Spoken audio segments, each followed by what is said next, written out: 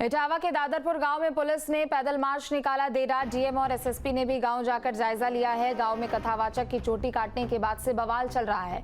गांव में कई थानों की पुलिस मौजूद है। तो इटावा में कथावाचक कांड के बाद से एक तरफ जहां राजनीति तो दूसरी तरफ सुरक्षा व्यवस्था को भी लेकर यहां पर कई तस्वीरें देखने को मिल रही है। दरअसल दादरपुर गांव में पुलिस ने पैदल मार्च निकाला, चूंकि बीते दिन पुलिस की टीम पर हमला किया गया था, पथराव किया गया था। देर रात डीएम और एसएसपी ने भी गांव जाकर जायजा लिया है। गांव में कथावाचक की चोटी काटने के बाद से लगातार बवाल चल रहा है और सुरक्षा के लिहाज से भी वहां पर पुलिस की टीमें लगा दी गई हैं। गांव में कई थानों की पुलिस इस वक्त मौजूद है। नोएडा के सेक्टर 55 में अवैध वृद्धाश्रम पर बड़ी कार्रवाई हुई है। वृद्धाश्रम को सील किया गया है। अमानवीय हालत में रह रहे थे बुजुर्ग, हाथ बांधकर कमरों में कैद मिले बुजुर्ग। 40 बुजुर्गों का रेस्क्यू किया गया है। मलमूत्र में सने कपड़ों में मिले बुजुर्ग। वृद्धाश्रम में 12वीं पास खुद को नर्स बता रही है। 2.5 लाख रुपए डोनेशन और 6,000 रुपए महीना वसूलते थे संचालक। लखनऊ समाज कल्याण विभाग के निर्देश पर छापेमारी की गई और आश्रम चलाने वाले लोगों पर भी कार्रवाई होगी। लखनऊ के मलिहाबाद में घर से भारी मात्रा में हथियार और कारतूस जब्त किए गए हैं। घर पर ही असलाहा बनाने की फैक्ट्री चल रही थी। आरोपी सलाउद्दीन को पुलिस ने हिरासत में लिया है। घंटों तक सर्च ऑपरेशन भी चला। रहीमाबाद समेत कई थानों की पुलिस मौके पर मौजूद रही। तो घर पर ही असलाहा बनाने की ये फैक्ट्री चल रही थी। बड़ी खबर राजधानी लखनऊ से। एक घर से भारी मात्रा में असलाहा और सैकड़ों कारतूस मिले थे। अत्यंत घातक और प्रतिबंधित हथियार वहां से मिले हैं। थाना मलिहाबाद पर जरिए मुखबिर एक सूचना प्राप्त होती है कि कस्बा क्षेत्र में ही एक व्यक्ति के द्वारा कुछ अवैध हथियारों का भंडारण किया गया है।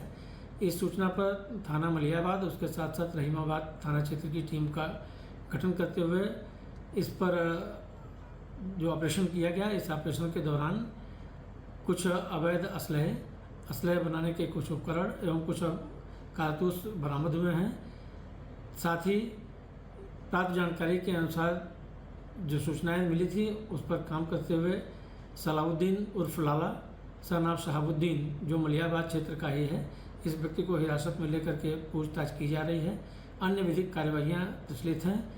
घटनाक्रम के बारे में अन्य जो जानकारियां हैं वो हासिल की जा रही हैं।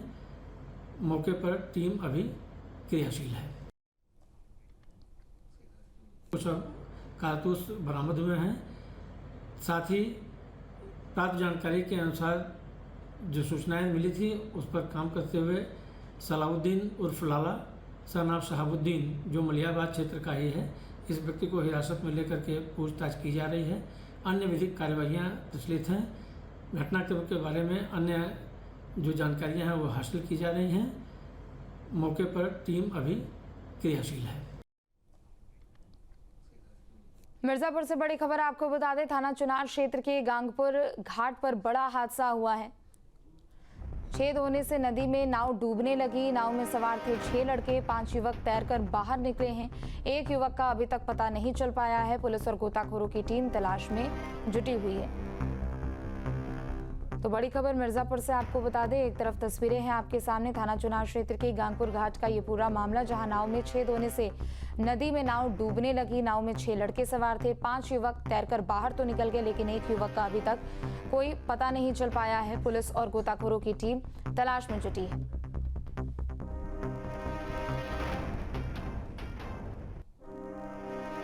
उत्तर प्रदेश का पिछड़ा समझा जाने वाला जिला श्रावस्ती अब शिक्षा सुधार का मॉडल जिला बन चुका है। राज्य सरकार के द्वारा कराए गए परख सर्वेक्षण में श्रावस्ती ने लखनऊ जैसे विकसित शहरों को भी पछाड़ दिया है। शिक्षा के क्षेत्र में ये उपलब्धि इसलिए और खास बन जाती है क्योंकि ये एक सीमावर्ती संसाधनों की कमी से जूझता हुआ जिला रहा है। जिले के स्कूलों में अब स्मार्ट क्लास, ऑनलाइन मॉनिटरिंग और डिजिटल अटेंडेंस सिस्टम जैसी सुविधाएं आम हो गई है। बच्चों की उपस्थिति में अभूतपूर्व वृद्धि दर्ज की गई है। स्कूलों में शौचालय, स्वच्छ पेयजल और स्वच्छता व्यवस्था को प्राथमिकता दी गई है। बच्चों के लिए अनुकूल और प्रेरणादायक वातावरण तैयार किया गया है। अवगत कराना चाहूँगा कि राष्ट्रीय शिक्षा नीति 2020 के अंतर्गत परख राष्ट्रीय सर्वेक्षण 2024 में जनपद श्रावस्ती ने अच्छा प्रदर्शन किया है। ये जो सर्वे है एनसीईआरटी के द्वारा कराया जाता है नेशनल लेवल पे और इसमें पूरे देश भर के विद्यालयों में ये सर्वे किया जाता है। इसमें जनपद श्रावस्ती में 114 विद्यालयों का चयन किया गया था, जिसमें लगभग 3000 बच्चों के ऊपर ये सर्वे किया गया था और इसके परिणाम इस प्रकार से हैं कि कक्षा 3 और कक्षा 6 में पूरे प्रदेश में जनपद श्रावस्ती को प्रथम स्थान प्राप्त हुआ है और अन्य जो कक्षाएं हैं उसमें भी अच्छा प्रदर्शन जनपद श्रावस्ती ने किया है।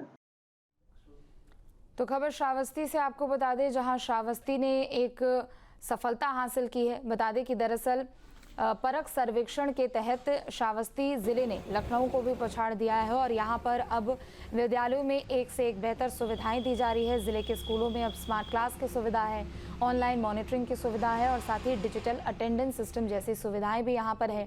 बता दें कि यहां पर बच्चों की उपस्थिति में एक अलग वृद्धि दर्ज की गई है। स्कूलों में शौचालय जैसी सुविधा, स्वच्छ पेयजल और स्वच्छता व्यवस्था को प्राथमिकता दी जा रही है। इसके अलावा बच्चों के लिए अनुकूल और प्रेरणादायक वातावरण भी तैयार किया गया है।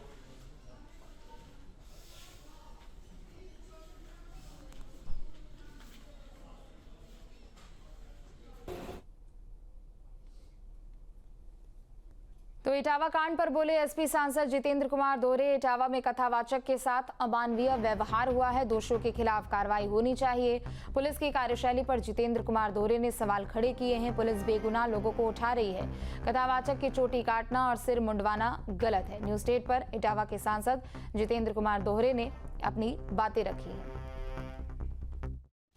इटावा के दांदरपुर गांव में कथावाचक की चोटी काटने के बाद जिस तरीके से विवाद लगातार बढ़ता जा रहा है, इसी विवाद की कड़ी में जब कल यादव संगठनों के द्वारा उसी गांव पर हमला बोलने का प्रयास किया गया, जहां पुलिस के द्वारा वहां उनकी गिरफ्तारी भी की गई। इसी पूरे मामले पर क्यों यही विवाद बढ़ता जा रहा है और क्या इसका कारण है, तो इटावा के सांसद जितेंद्र दोहरे जी हमारे साथ मौजूद है और इनसे जानते हैं कि आखिर इस विवाद का बढ़ने का क्या कारण है। तो जितेंद्र दोहरे जी, ये विवाद लगातार बढ़ता जा रहा है, इसका क्या कारण आ रहा है? देखिए, ये रविवार के दिन की घटना है। तो जब हम लोगों को बताया गया कि वहां पे जात बात पूछ करके उनका अपमान करने का काम किया, तो ये तो इंसानियत के खिलाफ है।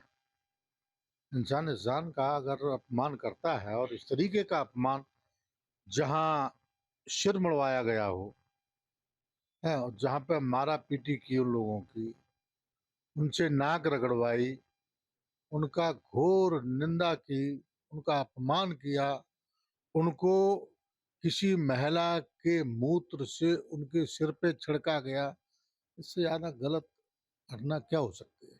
भाई, आपको अगर लग रहा था कि जो यादव समाज के हैं तो आपको पहले से पूछताछ करके बुलाना चाहिए कि हम ब्राह्मण से ही कथा करवाएंगे। तो ये तो कहीं नहीं लिखा, ये तो हर समाज में जो ज्ञानी है तो उस ज्ञान के बारे में बताता है, कथा हो चाहे कोई भी काम हो। तो इस तरह की पहले तो गलती तो उन्होंने की, उन्होंने बहुत बड़ी गलती की। तो अब लोग बाग कल गए, लेकिन हमारी समाजवादी पार्टी को तो कोई कार्यकर्ता पदाधिकारी नहीं थे। अब वो कहाँ से आए, कौन थे? ये बीजेपी के कुछ एजेंट भी हैं, बीजेपी के कुछ एजेंट भी है, वो लोग कल गए हैं। तो उन लोगों के उन्होंने अपने लोग भेजे, तो उसमें गगन यादव कोई है, मैं तो नहीं उनको जानता, ना कभी मैं मिला। तो उनके लोग भी कुछ बताए जा रहे हैं कि उनको लोग थे, लेकिन जो पुलिस कार्रवाई कर रही है वो कार्रवाई ठीक नहीं कर रही। जो वहाँ थे ही नहीं, जिन्होंने उसमें भाग नहीं लिया, उनको भी पुलिस पकड़ लाई। एक लाला राम इंटर कॉलेज है उरेंग के पास, अब वहाँ पे वो अपना स्कूल का काम कर रहे थे, वहाँ पुलिस जबरदस्ती घुस के उनको उनके साथ मारा पीटी की, उनको पकड़ लाई। ऐसे कई लोगों के गांव में घुस के पुलिस पकड़ लाई, तो ये तो गलत है। कैमरामैन के साथ मधुर शर्मा। जहां भक्ति है हर शब्द में, कथाओं में छुपे हैं दिव्य रहस्य और ज्योतिष देता है जीवन को दिशा। धर्म से जुड़ी हर बातों को जानने के लिए हमारे चैनल स्तुति को सब्सक्राइब करें। चैनल पर जाने के लिए इस लिंक पर क्लिक करें।